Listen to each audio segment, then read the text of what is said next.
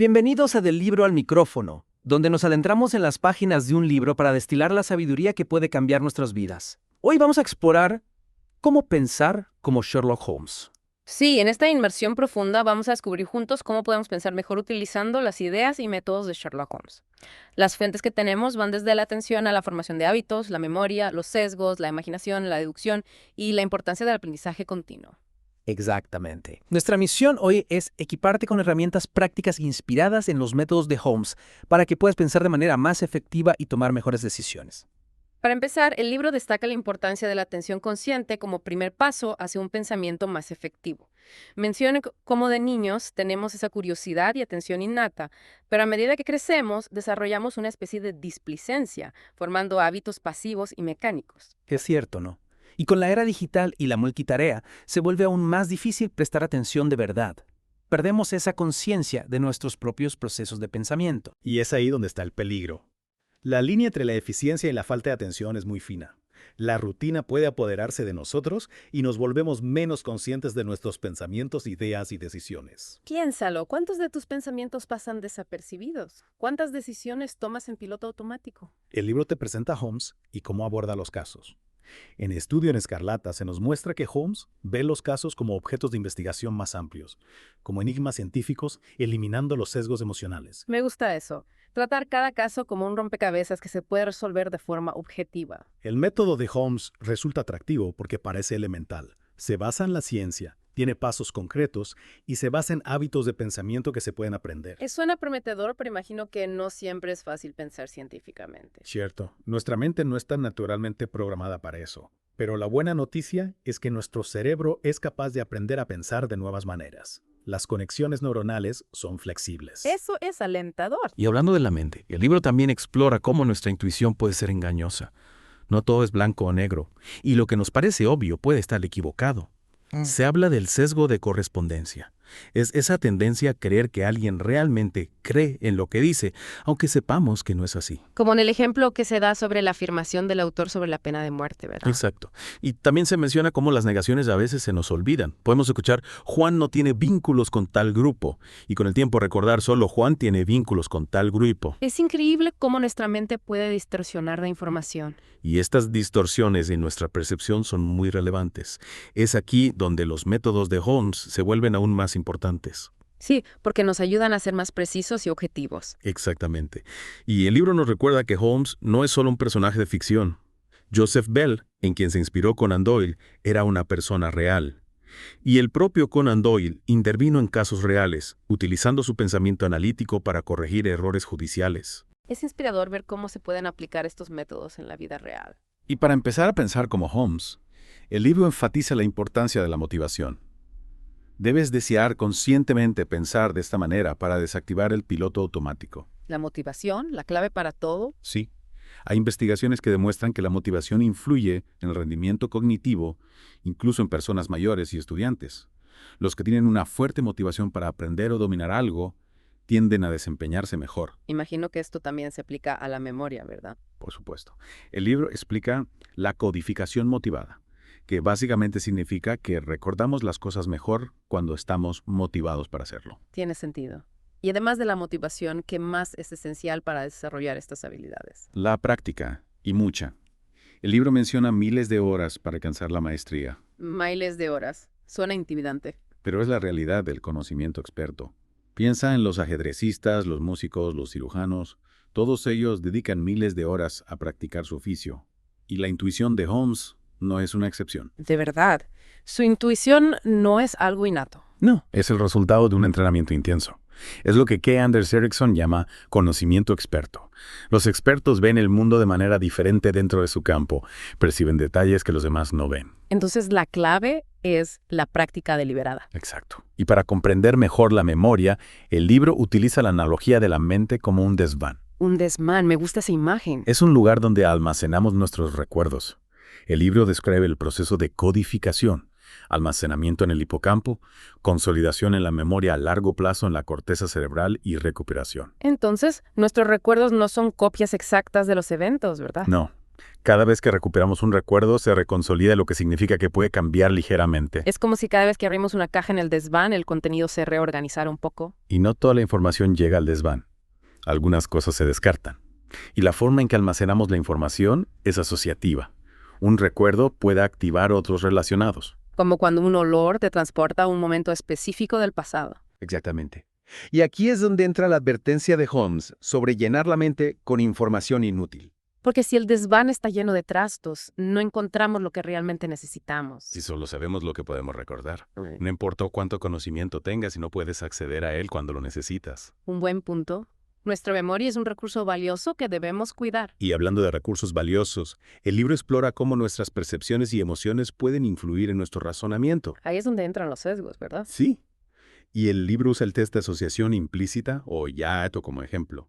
Es una prueba que revela sesgos inconscientes que ni siquiera sabemos que tenemos. Y lo interesante es que incluso aquellos con un sesgo medido alto pueden compensarlo con un comportamiento más equitativo. Es un recordatorio de que debemos ser conscientes de estos sesgos y trabajar para contrarrestarlos. Y Holmes, con su mente analítica, era muy consciente de este peligro, ¿verdad? Sí, él entendía la importancia de la objetividad. En El signo de los cuatro, Watson queda prendado de Mary Morstan, pero Holmes le advierte sobre la influencia de las cualidades personales en el razonamiento. Holmes ve a su cliente como una simple unidad, un factor del problema. Exactamente. Los factores personales son antagónicos del razonar sereno. Dice, las emociones pueden nublar nuestro juicio. Y controlar nuestras emociones no es fácil. Cierto, pero es esencial para un pensamiento objetivo. Y hablando de percepciones, el libro también explora la importancia de las primeras impresiones y cómo pueden influir en nuestras evaluaciones posteriores. Se menciona el sesgo de primacía. Es esa tendencia que la información inicial tenga un mayor impacto en nuestro juicio. Y el ejemplo de las dos descripciones de la misma persona, cambiando solo una palabra cordial por fría, es muy revelador. Una pequeña diferencia en la información inicial puede cambiar nuestra percepción de alguien por completo. Es importante ser consciente de cómo formamos nuestras primeras impresiones. Sí, y cuestionar en qué se basan. Y el método de Holmes nos invita a ir más allá de las primeras impresiones, a buscar datos objetivos antes de formar un juicio. Y esa misma información puede ser interpretada de maneras muy diferentes por personas distintas, ¿verdad? Por supuesto. El libro te explica por qué Holmes y Watson pueden interpretar el mismo telegrama de maneras tan diferentes. Es porque sus desvanes mentales son distintos, ¿no? Sus experiencias, sus conocimientos, sus patrones de pensamiento. Exacto. Watson, por ejemplo, tiende a ver el mundo de manera más positiva que Holmes. Y sus diferentes áreas de conocimiento también influyen en su interpretación. Mientras Holmes tiene un vasto conocimiento sobre el crimen, Watson tiene experiencia en medicina y en el ejército. Y mientras Holmes se concentra en el problema, evitando las distracciones, Watson es más susceptible a los estímulos externos. Son dos mentes brillantes funcionando de maneras distintas. Y esto nos lleva a la importancia de reconocer y superar nuestros propios sesgos. El libro comparte una anécdota sobre la experiencia del autor juzgando presentaciones de estudiantes. Sí, recuerdo esa anécdota. A pesar de intentar ser objetivo, el autor notaba un sesgo inconsciente hacia los delegados británicos. Es una muestra de cómo los sesgos pueden ser muy sutiles y difíciles de detectar. Y a veces ni siquiera nos damos cuenta de que los tenemos. Exacto. Y por eso es importante tener mecanismos de control externos, como tomar notas o pedir una segunda opinión. Y en este punto, el libro nos lleva a la segunda parte, donde se explora cómo ir más allá de la observación hacia la imaginación. Y comienza con una hermosa cita de El misterio de Copper Beeches, sobre la frescura de ver las cosas con nuevos ojos. Es como si nos invitara a redescubrir el mundo que nos rodea. Y esa capacidad de ver más allá de lo evidente es crucial para una comprensión profunda.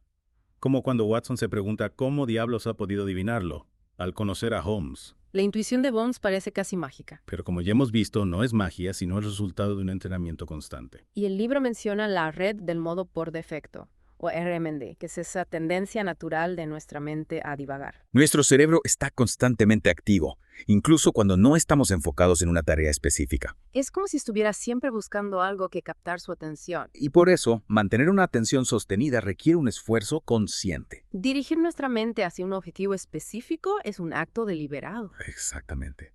Y nuestra atención tiene sus límites. El experimento de la tarea de verificación de frases a intervalos fijos lo demuestra. ¿En qué consiste ese experimento? Se les pide a los participantes que se concentren en una tarea como verificar si ciertas frases son gramaticalmente correctas. Ajá. Y mientras están concentrados en esa tarea, se les presentan otros estímulos como imágenes o sonidos. ¿Y qué sucede?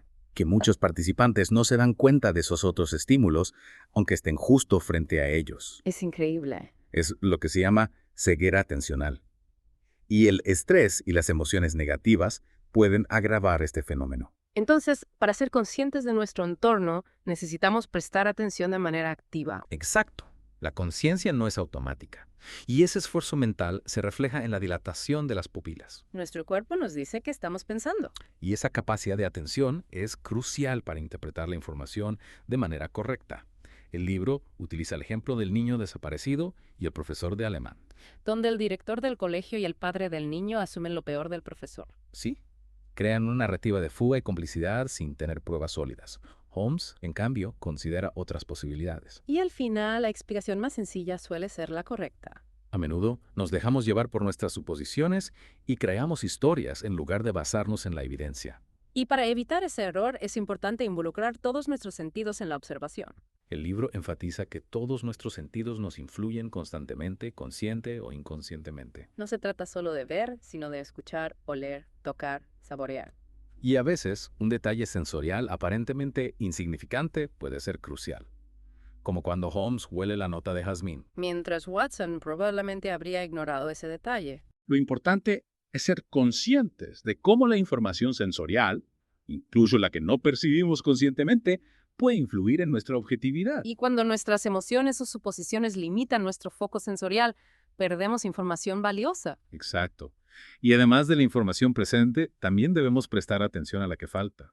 El libro habla de la desatención por omisión, ¿verdad? Sí. Es esa tendencia a centrarnos solo en la información que se nos presenta sin considerar lo que podría estar ausente. Como en el ejemplo de la comparación de teléfonos móviles. Donde la adición de una sola característica puede cambiar nuestras preferencias, aunque las opciones originales sigan siendo las mismas. Y en la vida real, con todos nuestros sentidos en juego, es aún más fácil pasar por alto detalles importantes. Y cuando nuestra mente está ocupada, se vuelve aún más difícil corregir nuestras primeras impresiones. Como en el estudio de los participantes que veían videos de una mujer mientras recordaban temas de conversación. Exacto. Aquellos con una mayor carga cognitiva no ajustaban su juicio sobre la ansiedad de la mujer, aunque tuvieran información contextual que lo explicara. Es decir, tener información no garantiza que la usemos. Y nuestras propias creencias y motivaciones también influyen en cómo procesamos la información. El ejemplo de las reacciones al artículo sobre la pena de muerte lo ilustra muy bien. Las personas desinteresadas tienden a aceptar la información tal cual, mientras que aquellos con opiniones fuertes la analizan con más detalle, buscando confirmar o refutar sus propias ideas. Y sentirnos responsables de nuestros juicios puede marcar la diferencia. Cuando asumimos esa responsabilidad, nos esforzamos más por considerar diferentes puntos de vista y corregir nuestras impresiones iniciales. Y el libro habla de la importancia de un momento reflexivo antes de tomar una decisión. El ejemplo del joven heredero muestra cómo tendemos a saltar a la conclusión más obvia sin detenernos a reflexionar. Seguimos el sistema Watson, actuando impulsivamente sin considerar otras posibilidades. Y en este punto, el libro te introduce al poder de la imaginación. La imaginación. Algo que a veces se subestima en una sociedad que valora tanto el intelecto. Pero sin imaginación nos limitamos a almacenar información sin poder usarla eficazmente para mejorar nuestro juicio o tomar mejores decisiones. Es como tener un desván lleno de tesoros, pero no saber cómo usarlos. Exactamente.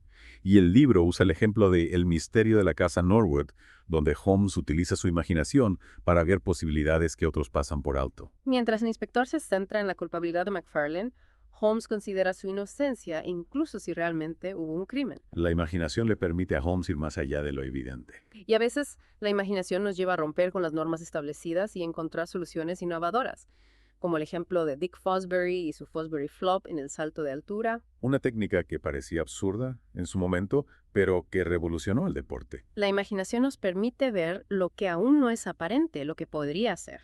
Y también nos ayuda a superar las fijaciones mentales, esos límites autoimpuestos que nos impiden resolver problemas. El clásico rompecabezas de los 9 puntos es un buen ejemplo. Donde a menudo nos limitamos a intentar conectar los puntos dentro del cuadrado imaginario, sin darnos cuenta de que podemos salirnos de él. Y una simple pista, como una luz, puede preactivar nuestra mente para pensar de forma más creativa. Exactamente.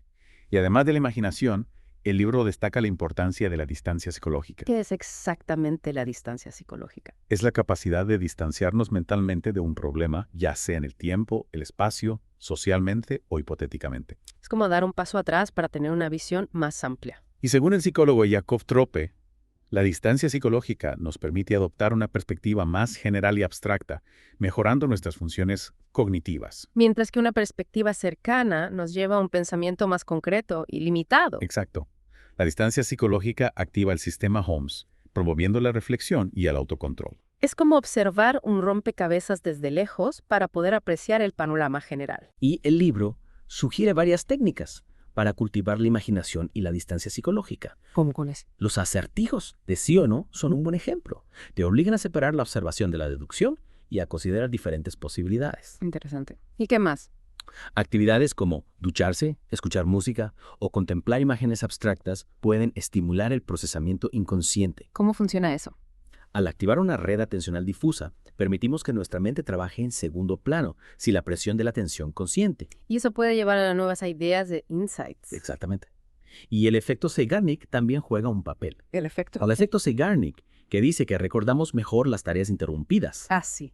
Alejarnos de un problema por un tiempo puede permitir que nuestra mente siga procesándolo en segundo plano. Y al volver a él tenemos una nueva perspectiva. Y la distancia física también puede ser útil. Cambiar de entorno puede romper asociaciones arraigadas y estimular nuevas formas de pensar. Como cuando Holmes se encierra en la habitación del crimen para intentar imaginar lo que sucedió. Con el ejemplo de las dos cuerdas, donde la solución se encuentra al visualizar los objetos de una manera diferente. La clave es cambiar nuestra perspectiva, ya sea mental o físicamente. Y todo este proceso de observación e imaginación nos lleva al razonamiento deductivo. Que es la especialidad de Holmes, ¿verdad? Sí, la deducción es el proceso de pasar de los hechos a una conclusión lógica, excluyendo todas las demás posibilidades. Y el libro destaca la importancia de una mente organizada para la deducción. Una mente organizada, ese desván bien estructurado, permite un uso más efectivo de la imaginación. Y como dice Holmes, la información más sorprendente puede resultar útil de la manera más inesperada. Es crucial mantener una mente abierta a las posibilidades, incluso a las que parecen extrañas o insignificantes. Y la deducción, al igual que la toma de decisiones, implica ordenar las observaciones, identificar las posibles respuestas y ponerlas a prueba. Exactamente. Y el libro es el ejemplo del robo en Abbey Grange para mostrar los desafíos de la deducción. Donde la complejidad de los hechos puede llevar a interpretaciones erróneas. Y aquí se introduce el concepto del intérprete del cerebro izquierdo. ¿Qué es eso? Es esa tendencia de nuestro cerebro a crear explicaciones, incluso cuando no las hay. Y eso puede llevarnos a engañarnos a nosotros mismos. Exacto.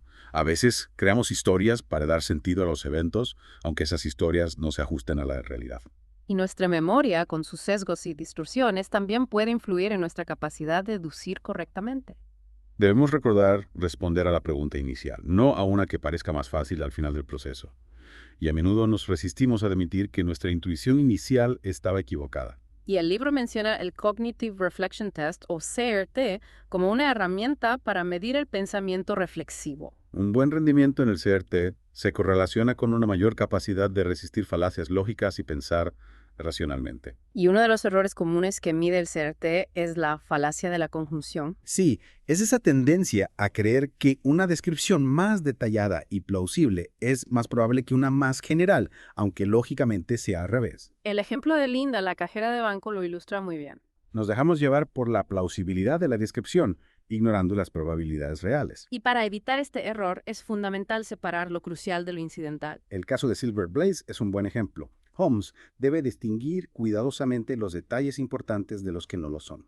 Y los estudios de Elizabeth Loftus sobre testimonios de testigos presenciales muestran cómo la forma en que se formula una pregunta puede influir en nuestros recuerdos. Debemos recordar todas las observaciones y posibilidades sin centrarnos solo en lo que recordamos fácilmente o lo que parece más intuitivo. Y no hacer suposiciones sin antes establecer los hechos básicos. Como asumir que Linda es feminista sin antes confirmar que es cajera de banco. Exacto. Y la deducción.